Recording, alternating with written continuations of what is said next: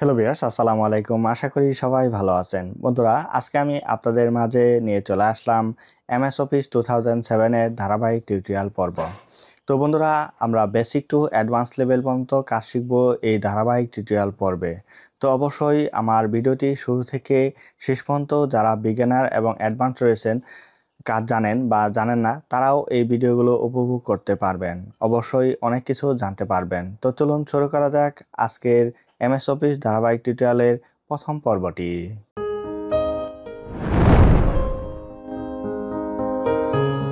Hello viewers, আসসালামু আলাইকুম। আশা করি সবাই ভালো আছেন। বন্ধুরা, আমরা চলে আসলাম আমাদের কম্পিউটার স্ক্রিনে। তো বন্ধুরা, এখন আমরা যে বিষয়গুলো জানবো সেই বিষয়গুলো হচ্ছে আপনার মাইক্রোসফট অফিস ওয়ার্ডের ইন্টারফেসটা পেজের সাথে আমরা পরিচয় হয়ে নেব।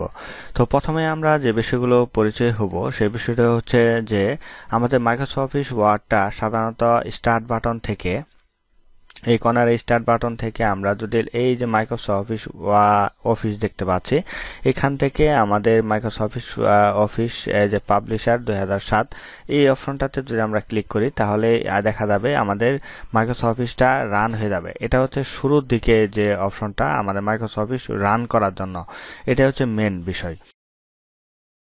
মাইক্রোসফট অফিস ওয়ার্ডটাকে যদি আমরা শুরুর দিকে এইভাবে রান যদি না হয়, এভাবে পেজ যদি না আসে, তাহলে কিন্তু অবশ্যই দেখা যাবে যে আমরা এখান থেকে আমাদের যে ওয়ার্ড রয়েছে, ওয়ার্ডটা যদি আমরা এখান থেকে ক্লিক করার পর এখান থেকে যদি নতুন আরেকটা ডকুমেন্ট নেওয়ার প্রয়োজন পড়ে, তাহলে সেই ক্ষেত্রে আপনার এমএস অফিস ওয়ার্ড বাটনে যাবেন।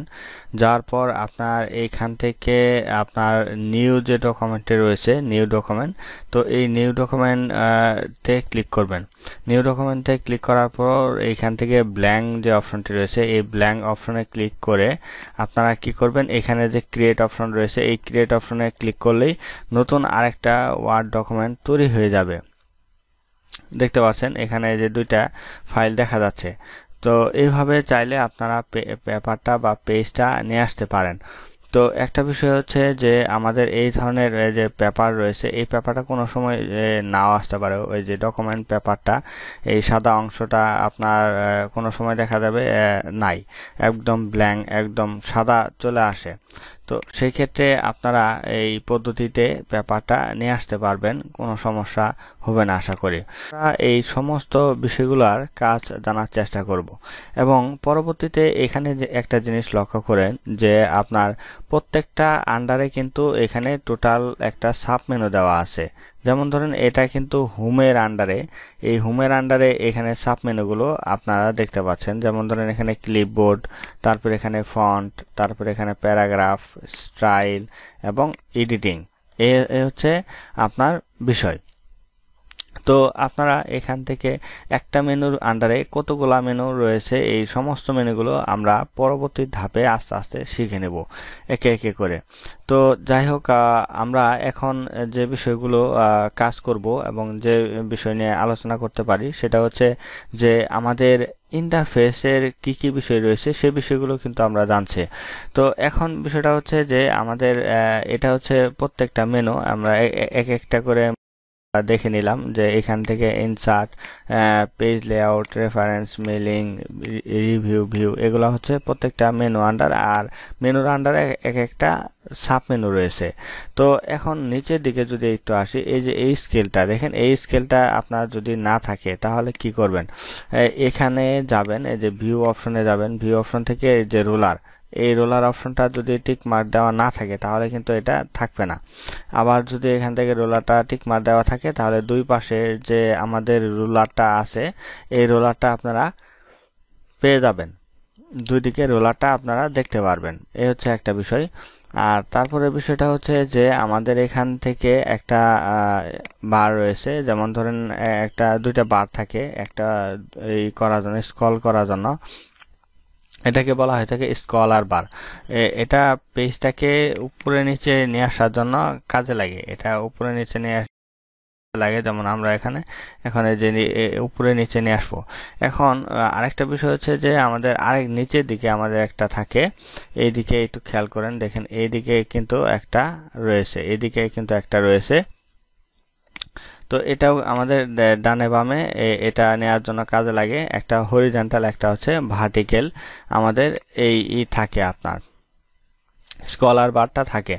এবং এখানে আরেকটা বিষয় হচ্ছে যে আপনার নিচের দিকে কিছু অপশন আছে। নিচের দিকে যে অপশনগুলো আমরা দেখতে পাচ্ছি সেটা হচ্ছে আমাদের এখানে ভিউ মেনু রয়েছে। এখানে ভিউ মেনু আমি আপনাদের একটু ইন্ডিকেট করে দেখাচ্ছি। এটা হচ্ছে ভিউ মেনু, আর এটা হচ্ছে আপনার জুম বাটন।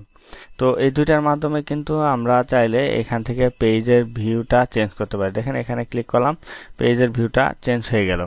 আবার এখান থেকে আমি ক্লোজ করে দিলাম। ক্লোজ করে দেওয়ার পর আবার যদি এখান থেকে পিন লেআউটে যদি আমরা থাকি তাহলে পিন লেআউটে চলে আসবে। সাধারণত পিন লেআউট দিয়ে আপনারা কাজ করার চেষ্টা করবেন। আর এদিক থেকে দেখা যাচ্ছে প্লাস, এটা হচ্ছে আপনার জুম হবে, মানে কাছের দিকে চলে আসবে।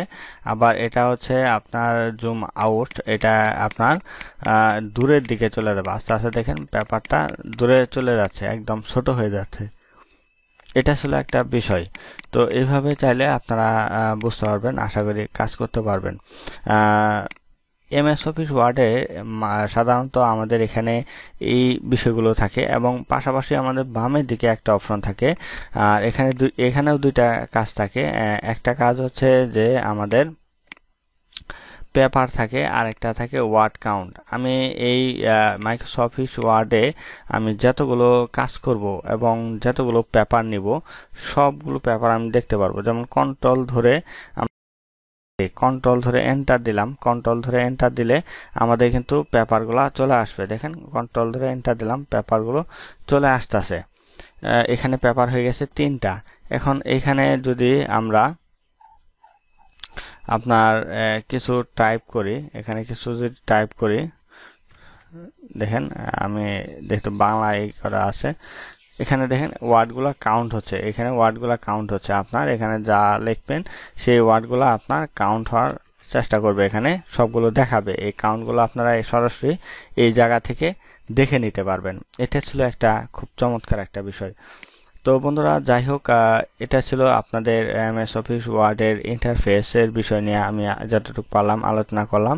এবং উপরের দিকে আমাদের দুইটা বাটন আমরা দেখতে পারি। একটা হচ্ছে এখান থেকে একটা বাটন হচ্ছে অফিস বাটন, আর এদিকে হচ্ছে আপনার কুইক অ্যাক্সেস টুলবার। এটাকে কুইক অ্যাক্সেস টুলবার বলা হয়ে থাকে।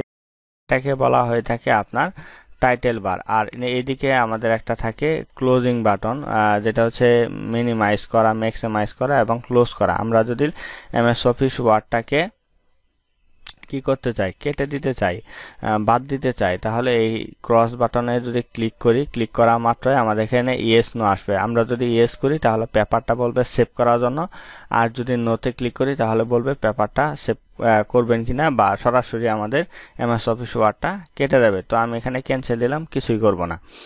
তো এখন এটা হচ্ছে একটা বিষয়। আরেকটা বিষয় হচ্ছে আমরা পেপারটাকে সেভ করব কিভাবে।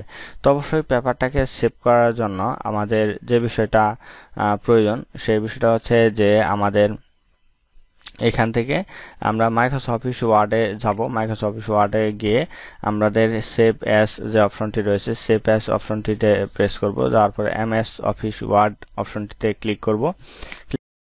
এখান থেকে আমাদের সেভ এস চলে আসবে। আসার পরে ফাইল নেম, এখান থেকে আমরা দুটো অপশন দেখতে পারবো। একটা হচ্ছে ফাইল নেম, আর একটা হচ্ছে সেভ এস টাইপ। দুইটা অপশন দেখতে পাচ্ছি আমরা। এই দুইটা অপশন থেকে আমাদের ফাইল নেমটা আমাদের সিলেক্ট করতে হবে, এবং এখান থেকে আমাদের ডেস্কটপ, এটা হচ্ছে লোকেশন, আপনি কোন জায়গায় রাখবেন। এটা হচ্ছে ডেস্কটপে, সাধারণত ডেস্কটপে সবাই ফাইলটা রাখে। পরবর্তীতে আপনি যে কোনো জায়গায় মেমোরি বা স্টোরেজে বা ড্রাইভে আপনি ট্রান্সফার করে নিতে পারবেন। এটা আসলে একটা বিষয়। তো যাই হোক, আমরা এখানে ডেস্কটপ সিলেক্ট করে দিয়ে আমরা এখানে লিখলাম আপনার ডেমো ফাইল, এটা আমরা লিখলাম। লিখে আমরা এখানে সেভ বাটনে ক্লিক করব। ক্লিক করলে তো দেখতে পাচ্ছেন এখান থেকে আমরা একটু মিনিমাইজ করে নিচের দিকে আসি। আসার পরে এখানে খেয়াল করবেন যে এখানে আপনার ডেমো ফাইলটা আমাদের চলে আসছে। এখানে ডেমো ফাইলটা চলে আসছে। এই ডেমো ফাইলটা আমাদের ডকুমেন্টটা সেভ হয়ে গেছে। তো এটা ছিল একটা খুব চমৎকার একটা বিষয়। আশা করি বিষয়টা বুঝতে পারছেন। তো যাই হোক বন্ধুরা, আমরা অনেক কিছুই জানতে পারলাম আজকের টিউটোরিয়াল পর্বে, এবং পরবর্তীতে আবারও আপনাদের মাঝে নিত্য নতুন বিষয় নিয়ে আলোচনা করা হবে ইনশাআল্লাহ। সেই পর্যন্ত সবাই ভালো থাকবেন, সুস্থ থাকবেন। আল্লাহ হাফেজ।